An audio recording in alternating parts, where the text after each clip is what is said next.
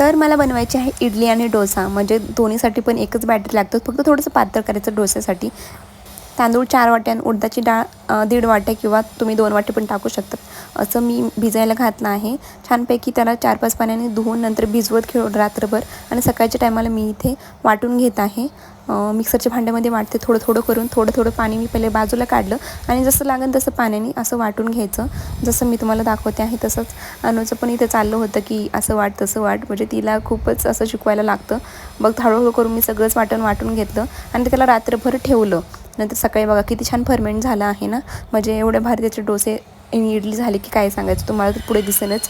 नंतर त्याला त्यात मीठ वगैरे टाकलं आणि संध्याकाळच्या टायमाला मी इथे करायला घेतलं. पहिले ते इडली पात्रेला मी पूर्णपैकी तेल लावून घेतलं छानपैकी आणि नंतर इडलीचे जे मिश्रण आहे ते एका सोडलं असं छान, आणि थोडंसं जास्त भरायचं म्हणजे इडली जास्त टम्म फुगते आणि खूपच मऊ लुसलुशीत होतात.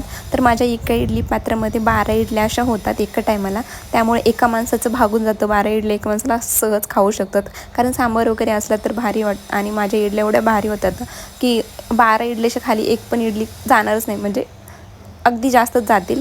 तर सांबारची तयारी केली, सगळं काही कापून वगैरे घेतलं. माझ्याकडे नेमके शेंगा नव्हत्या, पण झालं ॲडजस्ट. आता काय पातळ काहीतरी करावं म्हणलं तर झालं इडली सांबार. असा आमचा बेत हा आजचा होता. कसा वाटला व्हिडिओ कमेंटमध्ये नक्की सांगा. चला भेटू उद्या, बाय. सबस्क्राईब करा प्लीज.